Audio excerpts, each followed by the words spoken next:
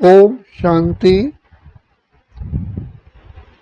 इस सृष्टि काल चक्र में हम अनेक आत्माओं द्वारा स्नेह लेते और देते रहे हैं।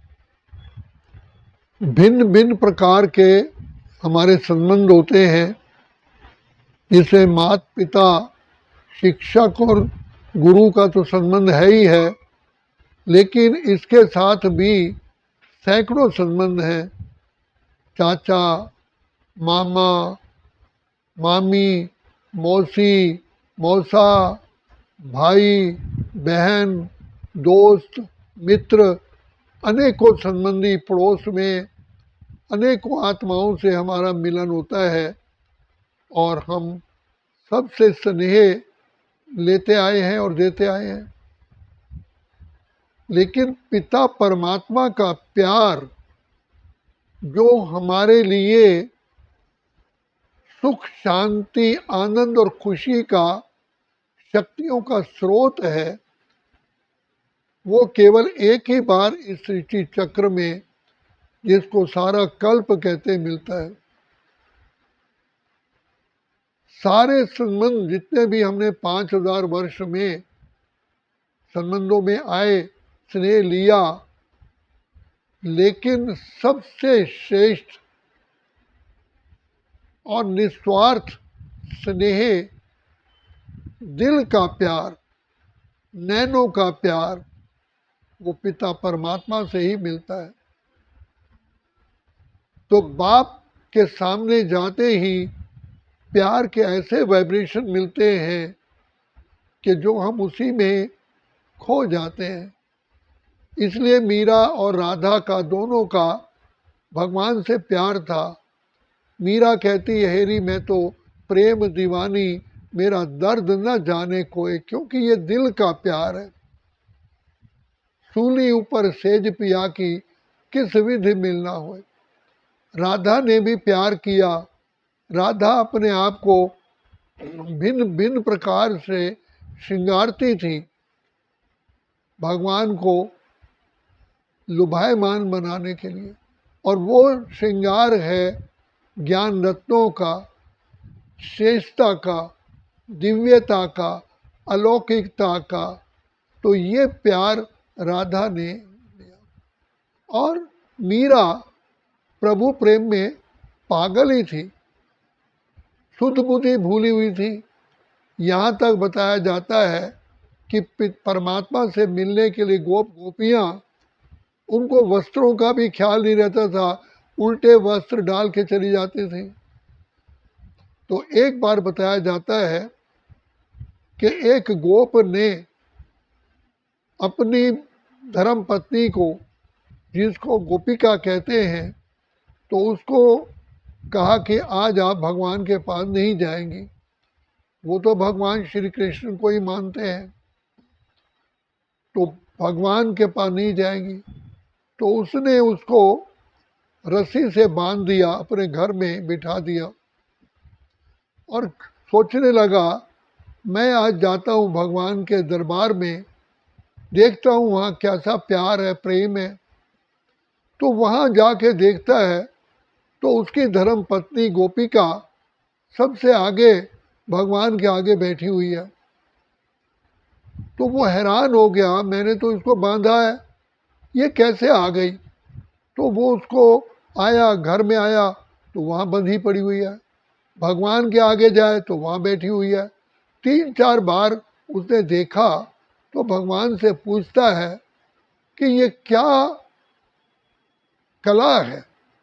तो भगवान कहने लगे कि तेरी सजनी, तेरी बीवी तेरे पास, मेरी बीवी मेरे पास। क्यों, आत्मा जो है वो मेरी सजनी है।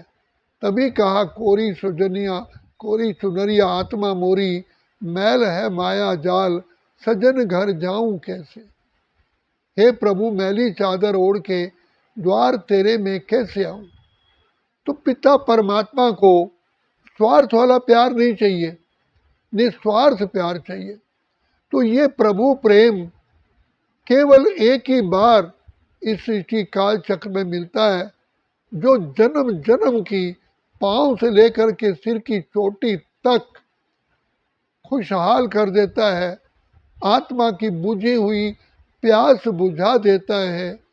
तो बाबा कहते हैं बच्चे, प्रभु प्यार, प्रभु तेरे प्यार की महिमा करे किस प्यार से, तेरा वो प्यार संसार से निराला है और कोई स्वार्थ नहीं, सेल्फलेसली है।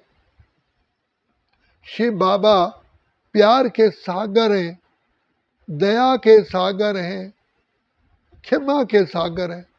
तीन गुण तो विशेष भगवान में हैं, एक तो प्यार का, एक क्षमा का, एक दया का।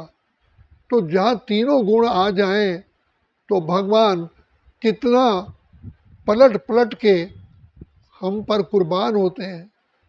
तो बाप आकर के इसी समय पर हम आत्माओं को सुंदर से भी अति सुंदर बनाते हैं। तो जिसमें उनकी फर्स्ट क्रिएशन श्री कृष्ण है। तो बताया जाता है कि बरसाने से राधिका कृष्ण को देखने के लिए गई, तो वहाँ नंदगांव में वो एक बगीचे में विहार कर रहे थे, घूम रहे थे। तो जैसे ही कृष्ण को देखा, इतनी उसमें सुंदरता थी कि सुध-बुध भूल गई, अपने आप को भूल गई। उनसे पूछती है आपका नाम क्या है? तो उन्होंने कहा कान्हा। फिर वो तो खोई हुई थी प्यार में और सुंदरता में।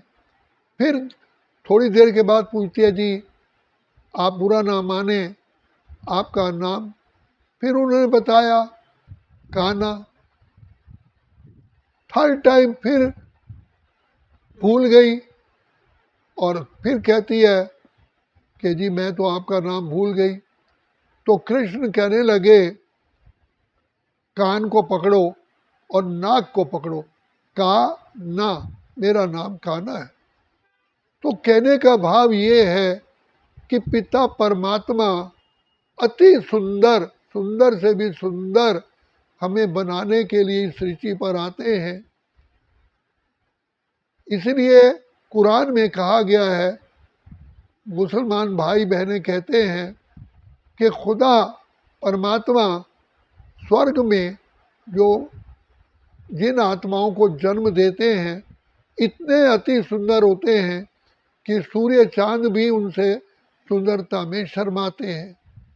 तो कहने का भाव है जो आत्माएं काम, क्रोध, लोभ, मोह, अहंकार, ईर्ष्या, द्वेष, पर चिंतन, आलस्य के कारण आत्मा अपनी शक्तियों को खो बैठती है, तो इन सब शक्तियों को दूर करके, इन कमियों को दूर करके पिता परमात्मा इतने भरपूर कर देते हैं कि सतयुग से लेके कलयुग तक हमारी शक्तियाँ भरपूर रहती है, सुंदरता भरपूर रहती है। तो शिव बाबा जो प्यार का सागर है, दया का सागर है, कृपा निधान है, जो जिसको गोरीनाथ कहते हैं, वो इतना गोरा हमें बनाता है कि जो आत्मा सदा के लिए सुख शांति की प्राप्ति करती है।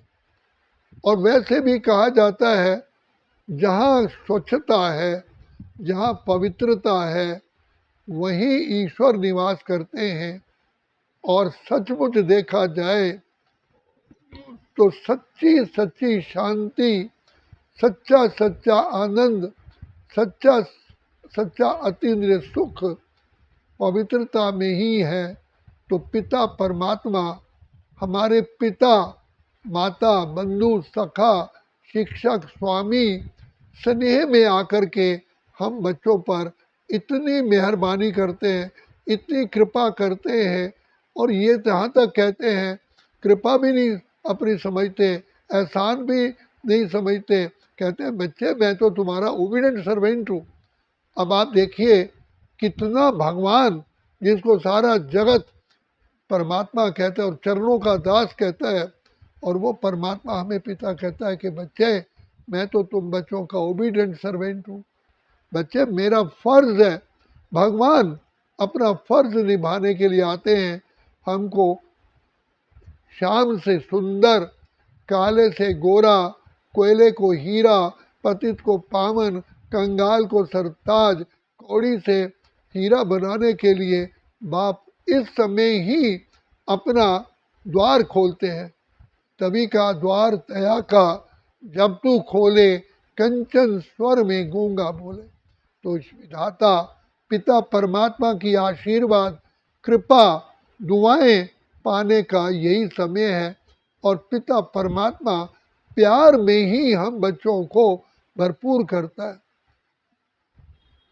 ये प्रभु प्यार की ही महिमा है, जो हम प्यार पाते ही जैसे सूर्य की किरण सवेरे पड़ते ही आत्माएं प्रसन्न हो जाती हैं, प्रकृति स्वागत करती है, इसी प्रकार से परमपिता परमात्मा आकर के हम बच्चों का प्यार में से ही लालन पालन करते हैं। हम गलतियां करते हैं और पिता क्षमा करते हैं, वो क्षमा के सागर। तो बाप दया के सागर, प्रेम के सागर, प्यार भर भर करके हम बच्चों को सींचते हैं, जो हम आत्माएं सदा के लिए शक्तिशाली परिपूर्ण हो जाती हैं।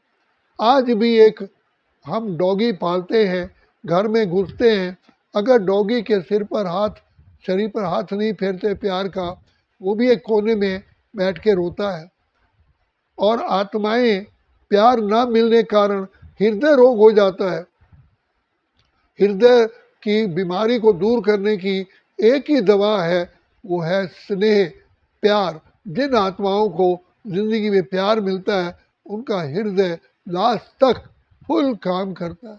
तो ये पिता परमात्मा का प्यार है, दुआएं हैं, आशीर्वाद है, जो आत्मा हंसते हंसते इस जीवन रूपी यात्रा को पार करती है। तो ये प्रभु मिलन का की चांस, प्रभु प्यार केवल इस समय मिलता है, जिसकी कोई वैल्यू आँक ही नहीं सकता, इसकी वैल्यू नहीं कोई गिनती कर सकता।